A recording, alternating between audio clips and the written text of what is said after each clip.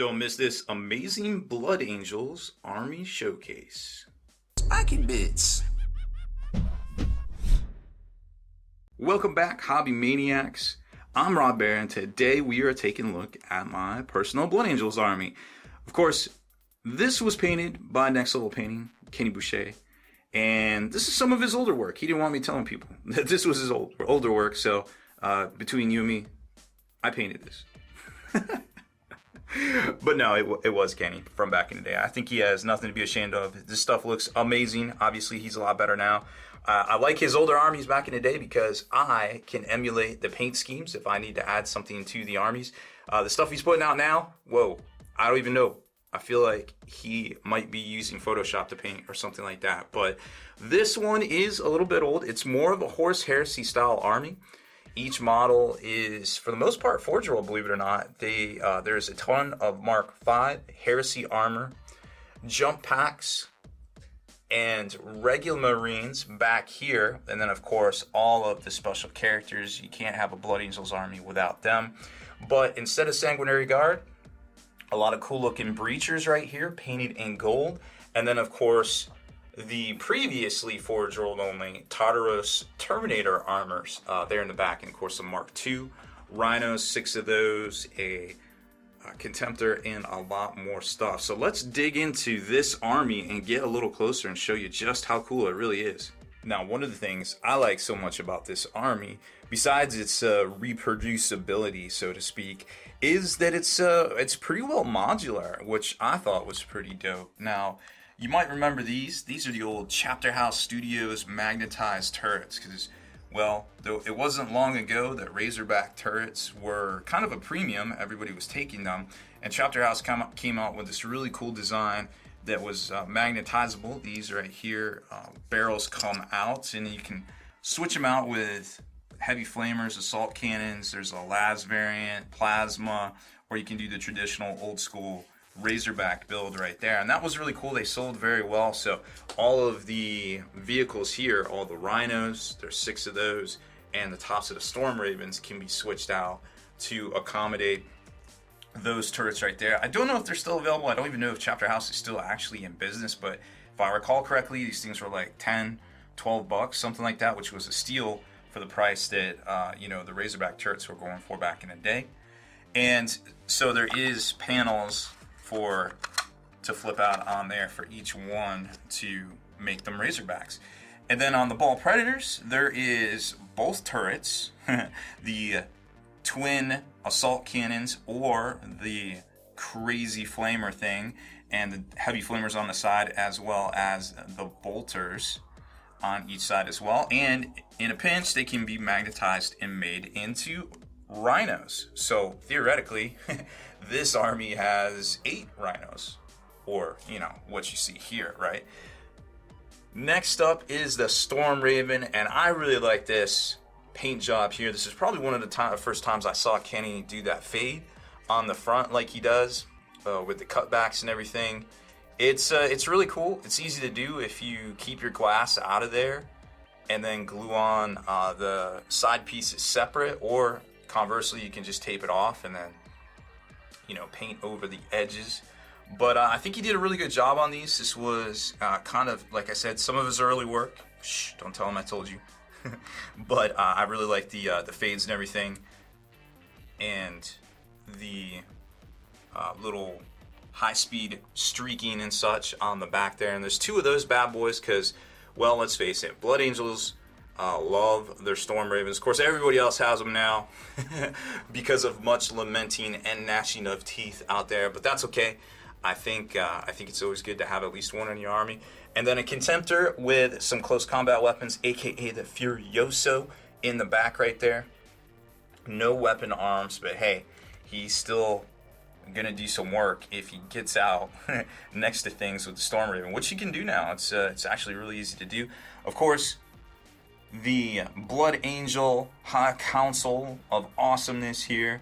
You got Mephi, Dante, the Sanguinor, Corbulu, Astaroth in the back there. You got Tycho, Lamartes, and just a random chaplain back there around the corner. So those guys, we're going to talk more in our rules breakdown and just kind of general overview of how this army could work in 8th edition, because traditionally this was, like I said, a Horus Heresy or a 5th edition Blood Angels list. This list, we actually won Adepticon, the team tournament, the 4-man, in 2011 with a list very, very similar to this, believe it or not. But that day is long gone, obviously, so now it's time to figure out how to do things in the new edition. Next up is a 5-pack of Sanguinary Priest right here, 2 with jump packs, because hey, why not? Of course, those are the Horus Heresy models, but they still look pretty fresh. And then Sanguinary Guard done up in the Breacher with the Breacher models. Actually, I guess those are, well, some of them have Breacher shields, but I guess those are Mark III armor and done up all gold. Of course, all with jump packs, because you gotta have them. In the back there, you can see some just plain old tactical squads with bolt pistol close combat weapon, 20 of those, and 6 special weapons of various flamer, melta, and well, I guess that's it, flamers and meltas, because why not? They're Blood Angels. Up front, getting back to the massive contingent of jump troops, is a lot of special weapons. About 15 various special weapons between meltas and flamers, of course, because both effective when you're dropping in next to people, which you can definitely do in 8th edition 40k. And behind them, leading the pack of the motor pool, is 40 Horus Heresy Mark V jump pack armored bolt pistol close combat weapon troops. Amazing, just a sheer ridiculous amount of jump troops. And then bringing up the rear, well, last but not least, we'll go with that, is the Tartarus pattern Terminator armor, 22 Thunderhammer storm shields and 8 Lightning Claw Mans. Oh, and I think we forgot these veterans.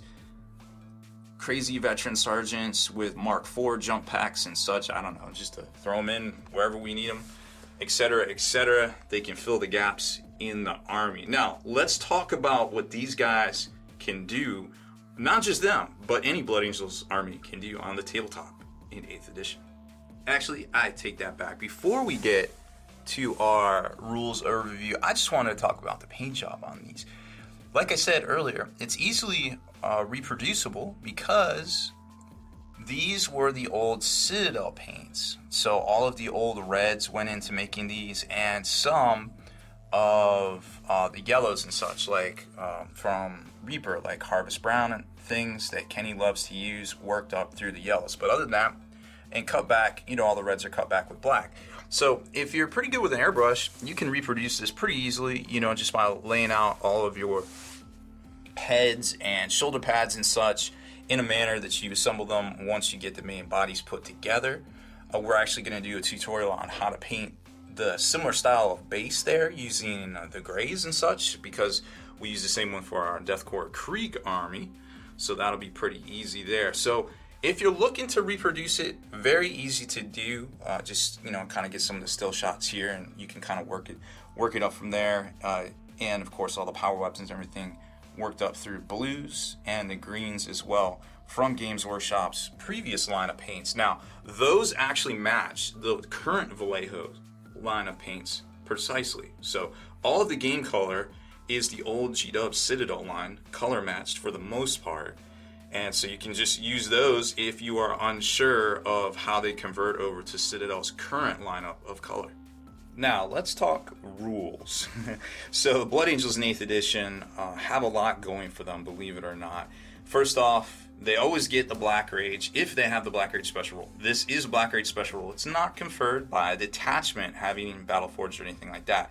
So you get on the charge, +1 attack, and they have a 6-up, feel no pain. Of course, they have the and they shall know no fear, etc., etc. Now, if you are a Battle Forged detachment, which is super important because I feel like this benefit is very, very strong. I don't know where it is, but it's in here somewhere. Long story short, we will find it in a second. But what it does is give you +1 to your wound rolls if you are Battle Forged. So the key here is to be Battle Forged, because +1 to your wound rolls is super clutch. There it is right there, Red Thirst. Not only that, but if you are Battleforged, you unlock stratagems. And stratagems are key here because, especially for this collection of models, because we have so many jump troops. And jump troops are clutch when it comes to these stratagems now. Now, while we don't have, unfortunately, any Death Company, the Forlorn Fury stratagem is awesome because it allows them to make a movement, an extra movement, and chances are they will be able to assault whatever they're going at. I would say in turn one, in most cases, the math just supports it unless your opponent sets up too far behind their starting line.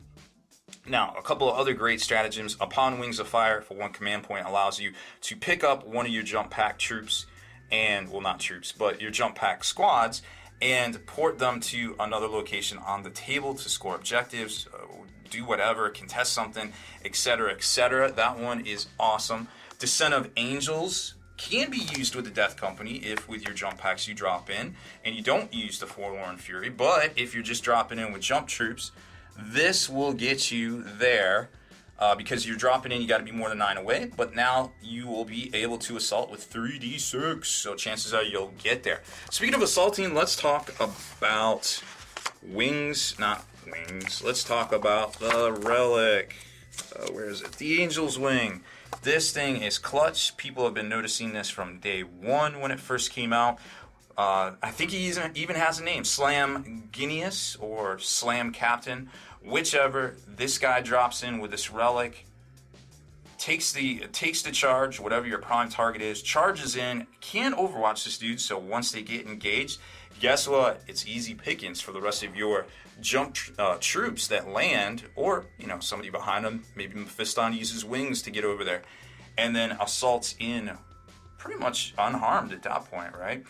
Speaking of Mephiston, well, actually, let's not talk about Mephiston. There is something else in here that we needed to talk about.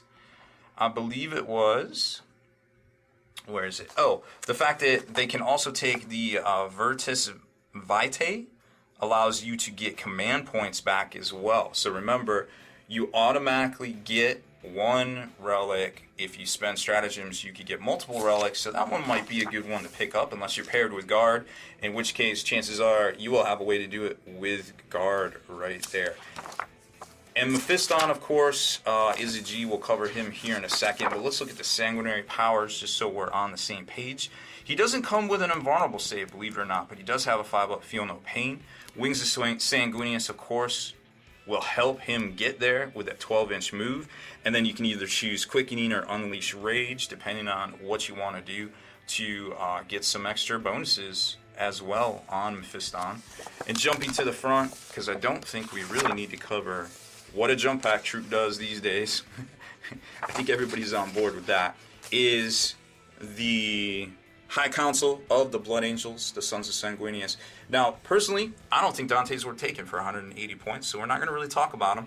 Although he does get you the reroll failed hit rolls for friendly Blood Angels within 6. Seth does pretty much the same thing, but he's restricted to, pretty much just playing him, well, his benefits to Flesh Tears. Sanguinar might be worth it, dropping in because he does have Jump Pack Assault, giving everybody 1-inch +1 attack bubble. Brother Corbaloo, situational but super fun, always a G and always comes in clutch. Sanguinary Priest, of course, do the same thing, help keep your leaders alive. There's Mephiston, the man, the myth, the legend. Roll a d6 each time he loses a wound. 5-up, Feel No Pain, loving it. Psychic Hood, while he doesn't get a bonus to casting, he does get 1 to deny. He can manifest 2 and deny 2 at +1 during the psychic phase. I think that's pretty good. Librarian Dreadnoughts, character models, don't forget that one. It can come in clutch for both you or your opponent, I suppose. We don't have any in this army, unfortunately, but it is what it is. Now, as far as rerolls go, I think if you have this many jump troops, and this is how I would play this army, well, it's probably worth taking a captain on jump packs, which of course can drop in with the rest of your dudes using jump pack assault. Rerolling 1s to hit is pretty clutch, and you can pair it with a lieutenant to reroll 1s to wound. But at a Battleforged army with +1 to wound, I don't know if that lieutenant is quite necessary, because you pretty much have something that mitigates rerolling ones or +1 to wound. I don't know. I feel like both are kind of redundant. If you got points, go for it. But chances are you really just need the army-wide special bonus there. So that's it for our rules, review, and tactics portion. Really, I just did that to stall because I had to adjust the exposure because there's so many lights on in this room, and I had to turn it back down so we could look at the models again. So anyways, that is it for this one overall. I hope you enjoyed our army showcase of, I don't even know how many points of Blood Angels. It is a lot, probably 4, possibly even 5,000, but could be as low as 3,000. I think it's more around 4,000 or 5,000 though, personally. I just haven't counted it up yet. And really the only thing that this army needs is some Death Company in its life, or perhaps some drop pods, but I don't think you need drop pods at this point. Maybe a Librarian and Dreadnought Armor. Hard to say.